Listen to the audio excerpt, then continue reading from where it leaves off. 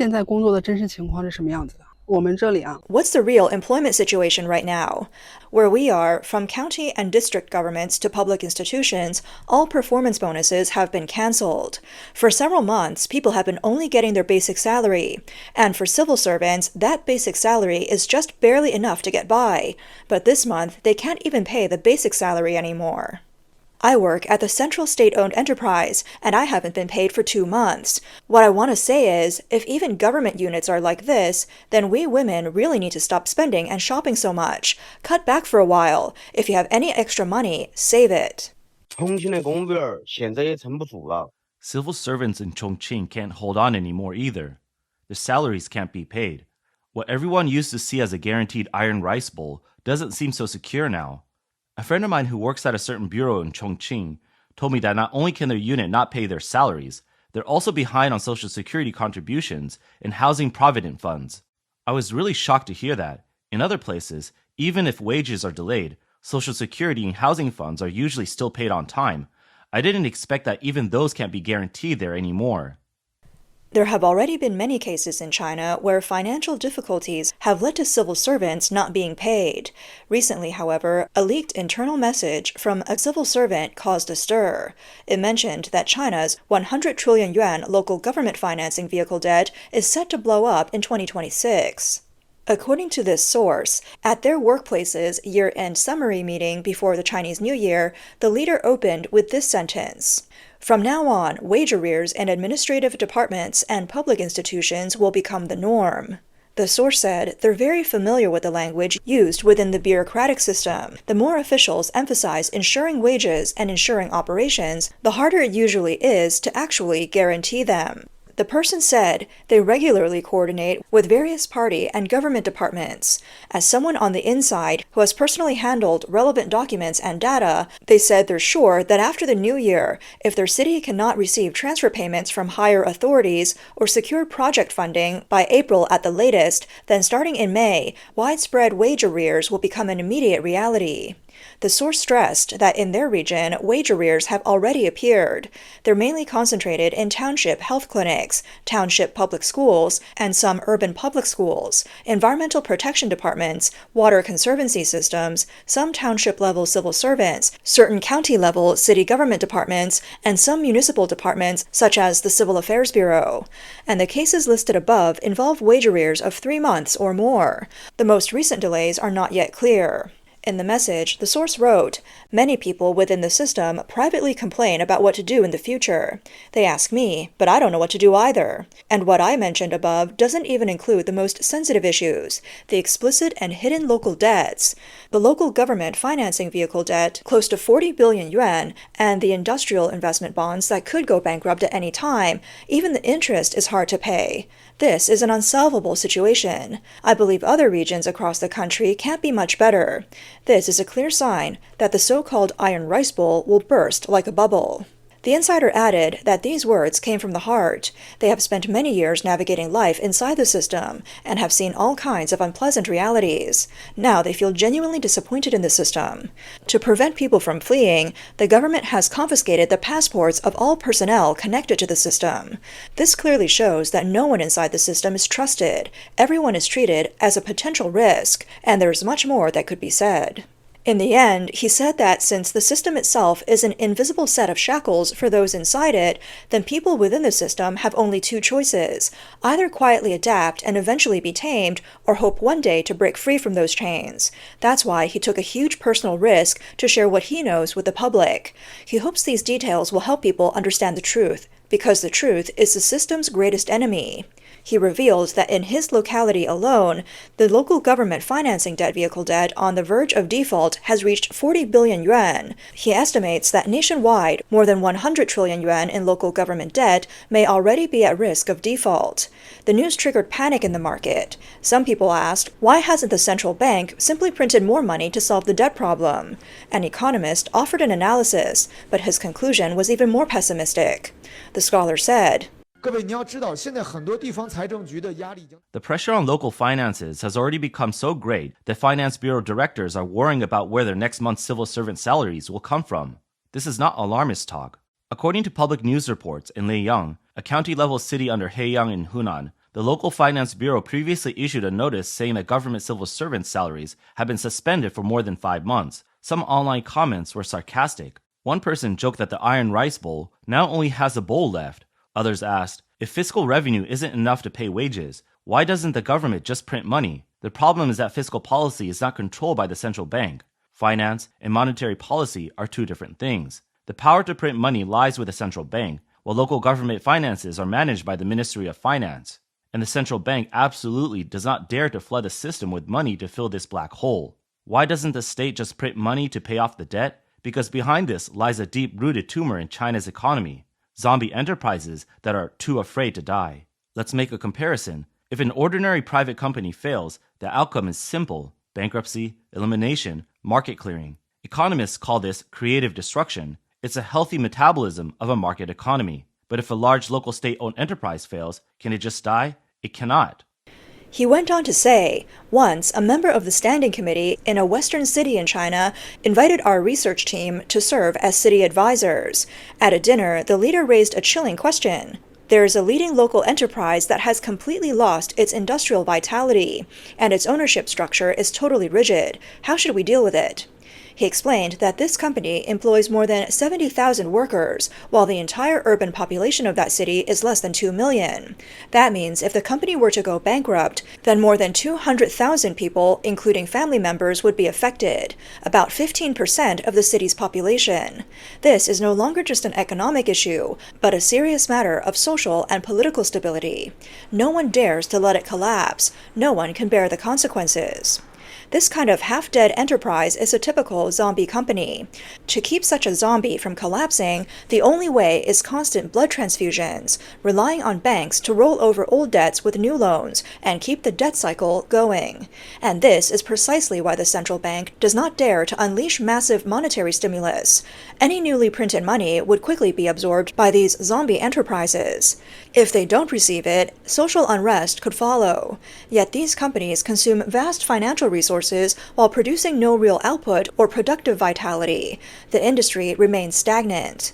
When the money supply, or M2, keeps increasing and causes inflation, while the real economy stagnates under the drag of such enterprises, the result is stagflation. And stagflation is one of the most typical features of the so-called middle-income trap. Analysts say that if China wants to break through the middle-income trap, the core difficulty lies in this: how to deal with these entrenched zombie enterprises within the system, companies that are too big to fail, yet continue to drain public finances dry. What the scholar did not dare to say openly is that these so-called zombie enterprises are actually state-owned enterprises and central state-owned enterprises. They are directly connected to local officials and even higher-level leaders. Because of that, it is impossible to carry out sweeping reforms or shut them down decisively. In fact, borrowing to support development is a very normal choice for individuals, companies, and governments, as long as it stays within a reasonable range. What does reasonable range mean? It means that after borrowing, the economic returns you generate are enough to repay both the principal and the interest. Once borrowing goes beyond that range, then even maintaining normal operations or daily life becomes difficult. For many third- and fourth-tier cities today, their debt has already far exceeded their repayment capacity. So the fact that they cannot repay their own employees' salaries is, in a way, not surprising. So, how did local debt accumulate to this level? Let's look at it briefly. Debt can be divided into explicit debt and hidden debt. Explicit debt is easy to understand. It refers to debt directly issued by local governments or debt for which they bear formal repayment responsibility. This type of debt is included in the official budget and subject to management. By the end of 2023, explicit local government debt nationwide was about 40 trillion yuan, accounting for roughly 30% of GDP. Because it is subject to stricter budget controls and policy limits, this portion is relatively controllable. Hidden debt, however, far exceeds explicit debt and is much harder to measure. Hidden debt mainly refers to money borrowed by local government financing platform companies. The borrowing entity is not the local government itself, but these financing platforms. These platforms have another well-known name: urban investment companies. Because of the lack of transparency, the market roughly estimates that hidden debt is around 60 trillion yuan, or nearly 8.6 trillion US dollars. And that is only a rough estimate. Even so, it is an undisputed fact that hidden debt is much larger than explicit debt. Why did hidden debt emerge in the first place? To understand that, we need to look back at the history of local government debt and trace when these off-the-books accounts first appeared. In 1994, China implemented the tax-sharing reform. Before that reform, local governments handed over a fixed amount of revenue to the central government every year. Whatever remained, they could keep. As time passed and local economies developed, the central government's share of total national fiscal revenue fell from 40.5% in 1984 to 22% in 1993. Local governments were becoming wealthier than the central government. That situation was not going to be allowed to continue. So the tax-sharing reform was introduced. The key measure was that the central government would take 75% of value-added tax revenue, leaving 25% to local governments. At the same time, an independent national tax collection system was established to prevent local interference in tax collection. As a result, the central government's finances quickly grew stronger, but gaps in local government budgets began to appear. This is easy to understand. Local government spending did not decrease, but the amount they had to hand over increased. And local officials were not content to watch the central government collect revenue while they gained nothing. However, because of restrictions in the budget law, local governments were not allowed to issue bonds directly, so they could only borrow from banks in the name of companies. That's the background in which urban investment companies emerged. Since these urban investment companies are backed by state-owned assets, their debts are effectively treated as local government debts. This is called implicit guarantees. Under such circumstances, banks assume that the money they lend will ultimately be repaid. As a result, local governments began to widely use urban investment companies as a way to borrow in disguise. Before 2008, the overall scale of hidden debt was not large, just a few trillion yuan in total. So this period can only be considered the early stages of local government debt. It wasn't until the global financial crisis of 2008 that things changed. The government launched a 4 trillion yuan plan to stimulate economic development. Such a large amount of money definitely required local governments to support and absorb it. As mentioned before, local governments' visible debts were under budget management, so local governments started borrowing money through urban investment companies. The number of these companies grew from 3,000 in 2008 to 11,000 by 2014. The central government turned a blind eye to this. At the same time, non-standard financing, or non-standard debt assets, began to rise. Non-standard financing refers to debt assets not traded on banks or securities exchanges. The terms of these contracts could be fully customized, such as the duration, interest rates, and collateral types. For example, trust companies could raise funds and lend to urban investment companies, but the interest rate would not be 3%. It could be as high as 8%. This meant trust companies made high profits, and the institutions or individuals buying their products got high returns. Local governments could bypass regulations, secure money, and fund construction, creating a win-win situation for all. Especially for local officials, borrowing money for construction allowed them to show visible achievements. They could transfer to other positions after a few years, leaving the debt for the next official. As a result, hidden debts, primarily through urban investment companies, skyrocketed. In just 5 years, it surged from around 5 or 6 trillion to between 25 and 30 trillion by 2014. So how did the Chinese Communist Party respond? In 2014, a new budget law was passed, allowing local governments to issue bonds. The central government hoped this would help regulate the out-of-control rise in local debts. In 2015, the Ministry of Finance started local debt swaps. This meant converting high-interest, non-transparent hidden debts into low-cost, long-term standardized bonds. For example, in Zhejiang, after swapping the debt, the interest rate dropped from 7.2% to 3.4%. They saved 18 billion yuan in annual interest, cutting it by half. By 2018, 12.2 trillion yuan in local debt had been swapped. The average term of the debt increased from 1.3 years to 6 years. This debt swap led the market to believe that no matter how much local governments borrowed, the central government would back them up. As a result, local governments continued to borrow heavily.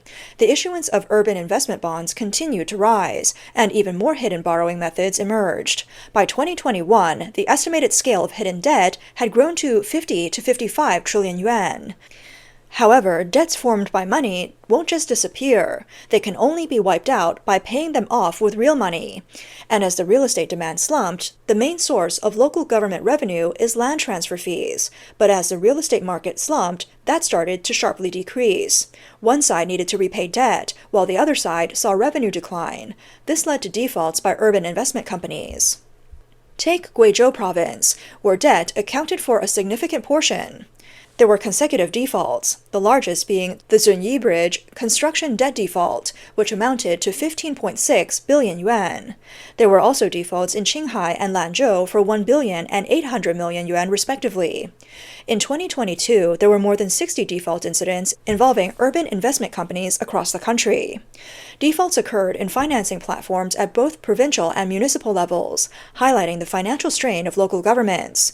This was especially common in economically underdeveloped provinces, where financial revenue was already low. So, what can be done when there's no money to pay off debts? The most common solution is debt restructuring.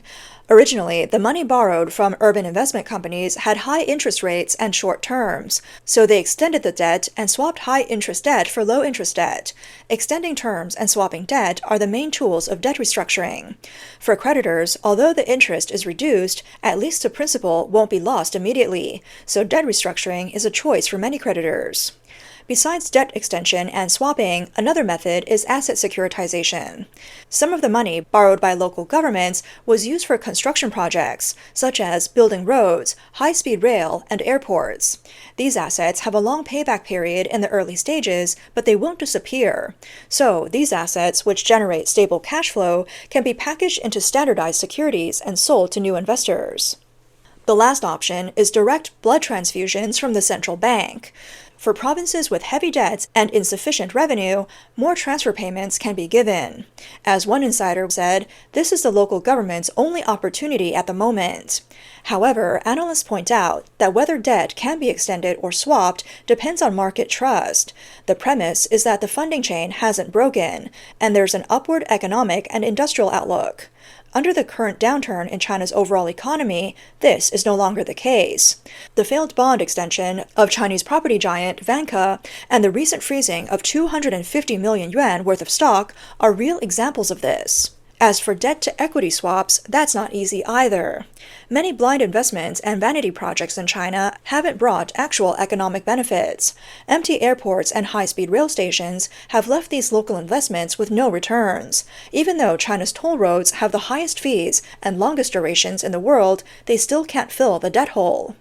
As for direct blood transfusions from the central bank, as one scholar put it, given the current economic downturn and the disappearance of vitality in the real economy, large-scale money injections from the central bank are no longer possible. Broadly speaking, many industries that were once pillars of the economy, such as real estate, steel, construction materials, and electric vehicles, are continuously joining the ranks of zombie companies. Meanwhile, industries that can still make money, like telecommunications and energy, are directly controlled and divided by the elite, with profits already transferred overseas. The truly vibrant private economy and small businesses are being severely suppressed. In this situation, China's economy has entered a deadlock. It's just kicking the can down the road.